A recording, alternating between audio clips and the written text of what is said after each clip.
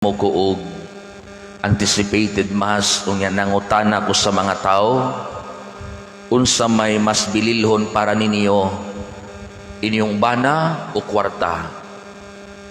Unsa may mas bililhon para ninyo, ang kwarta o ang inyong asawa.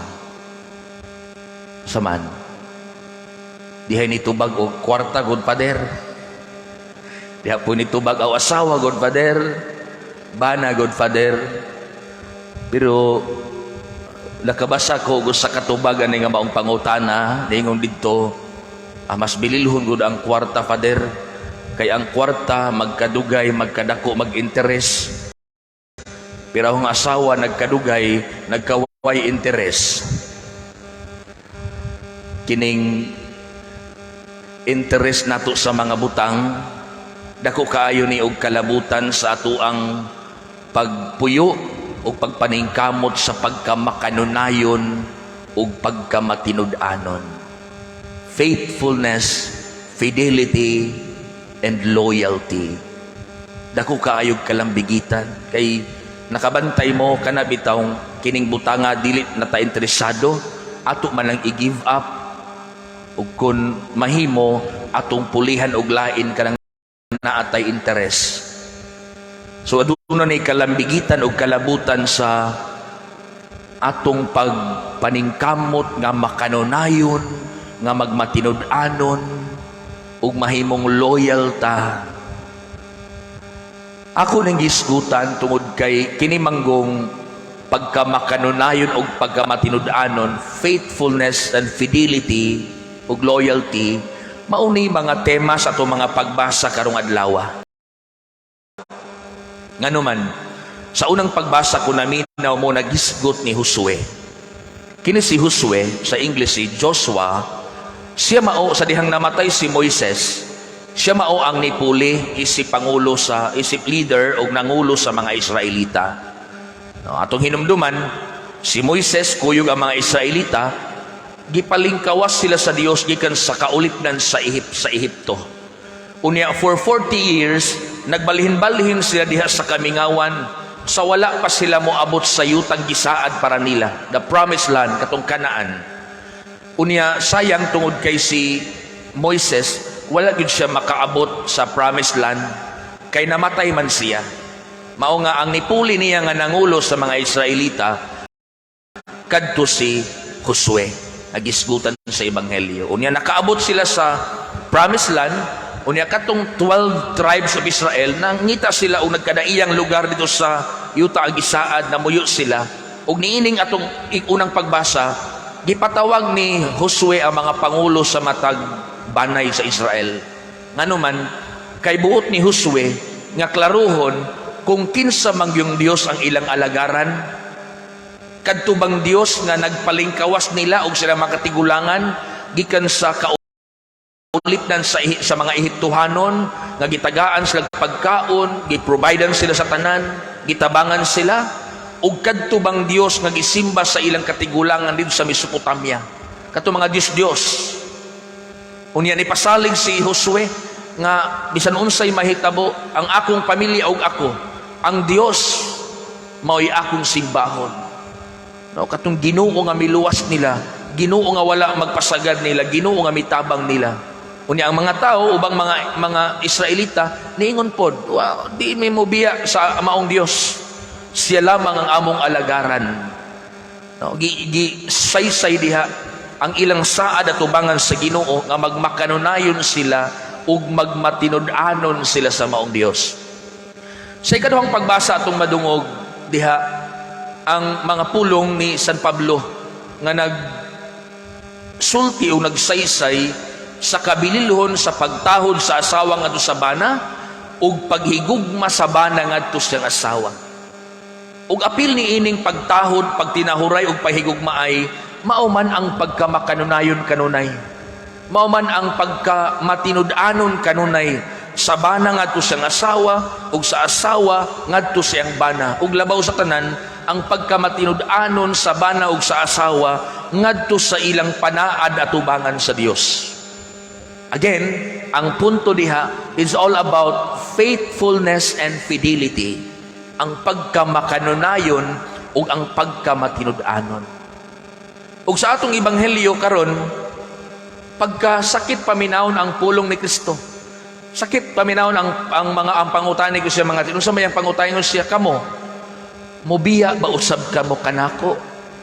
Meaning to say, diha nay daghan nga may biya ni Kristo. Unsa hinungdan? Tungod kay aning panahon na kung nakabantay na hinumdum mo sa mga ebanghelyo sa mga naging Domingo, sumpay man nanudlo si Kristo mahitungod sa pan sa kinabuhi. Ako mao ang kalanon sa kinabuhi, ako maong ilimnon sa kinabuhi. Unya ang mga Hudeyo dili makadawat sa ang pagtulunan. Wa sila makadawat, wa sila makasabot. Mao nga daghan nila tungod kay wala makasabot ug wala makadawat, nibiya sila ni Kristo. Mao nga nangutana sa mga apostoles, kamo mobiya ba usab kamo kanako? Nga daghan nila dili faithful, wala magmakarunayon o wala matinud-anon sa ilang pagtuo sa Dios. Sa mga butang nga wala nila hisabti ug sa mga butang nga wala nila madawat, ilang gitalikdan ang Dios. Mga igsuon, kini nga maong pangutana ni Kristo, pangutana usab niya alang kanatong tanan. Kita, mobiya ba usab kita kaniya? Kay mo sugot sa dili, sa tinuod sa tanay lang, tinuod nagpabilin tang Katoliko, pero daghang mga higayon nga dili ta makanayon sa Ginoo, wala ta nang matinud-anon sa Dios. Daghang mga higayon nga gitalikdan nato ang pagtulunan sa Dios, ug daghang mga higayon nga gipili nato ang supak sa kaubuton sa Dios. Ug gikalimtan nato ang iyang kaugalingong kabubuton ug kagustuhan. We claim to be Catholics many times in our lives, but many times also atong gitalikdan ang atong pagkatoliko. Tagaan mo example. Sa dihang nauso ang extrajudicial killings. Sa dihang gayong nga daghan kaayong mga drug addicts o drug pushers nga gipamatay. Many Catholics clap their hands. Maayo na. Kay nawad-an nagbadlungon sa katilingban. Maayo na. Adyo ra pod mirisin ninyo. Sa may tigpabadlong nin sa katilingban, pulong na amigawas sa mga baba sa mga Katoliko. Nakalimuta nga ang pagpatay og tao bisan unsa pa nga makasala og pagkamasalaypon, supak sa pagtulunan sa simbahan. See? Gitkalikda nato ang atong pagkakatoliko. We claim to be Catholics, pero gitalikda nato ang prinsipyo og pagtulunan sa Ginoo. Sa dihang pila ka tuig na ang nilabay, migawas ang Reproductive Health Bill nga nahimo ng RH Law. Daghang mga Katoliko mibutar og miuyon sa RH Law, sa RH Bill nga nahimo na karong balaod. Klaro kaayo sa pagtulong simbahan that the church, the morality of the church, ang pagtulunan sa Dios nagtudlo nato nga supak ta sa divorce, supak ta sa abortion, supak ta sa paggamit og artificial contraception. Supak na sa simbahan. Pero tanan bang Katoliko misunod ana? Dili. Daghang Katoliko nagpa-abort sa ilang mga anak. Daghang mga Katoliko nagpadayon sa paggamit sa artificial contraception. O gawas adtong naay mga medical nga mga rason nga ma-consider, pero daghan nga may pili ni mga butanga. We continue to claim Catholics that we are Catholics, pero mas daghang higayon nga atong gikalimtan kini nga maong pagtulunan nga supak sa pagtulunan sa Dios ug sa simbahan. Moingon lagi ta nga wa ta mobiya sa pagkatoliko ug pagtuo sa Ginoo. Pero daghang mga higayon gibiyaan nato ang pagtulunan sa Dios. Mga igsuon, sa panahon karon, pagkadaghan sa mga tao nga sayon ra kaayong motalikod sa ilang pagkatoliko.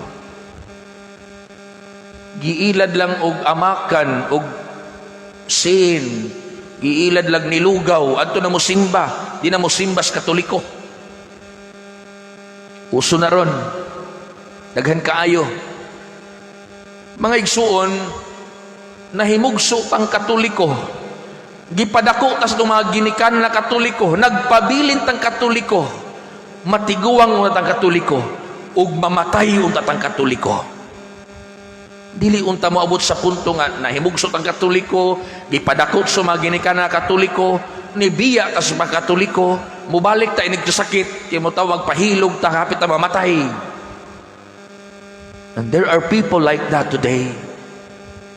Ang punto nako nga unta makamautang magmatinud-anon ug magmakanunayon sa tong pagtuo sa Dios. Nga ang Dios nangutana kamo, mubiya ba usab kamo kanako? Remember, ang Dios wala mubiya nato sa daghang mga higayon.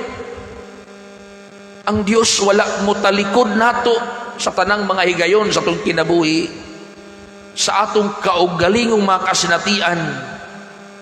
Sa panahon nga walay maminaw sa mga problema, asa man ta mudagan, atubangan sa altar, musumbong sa Ginos ng makasakit o problema. Sa panahon nga walay mitabang nato atong silingan o bisan paryente, asa man ta mudagan, musumbong ta sa Dios o mangayot nagpakitabang sa Dios. O sa daghang mga higayon, naminaw ug namati siya kanato ug gitabangan ta niya ug wala siya magpakabutabungol sa itong mga panginahanglan sa kinabuhi.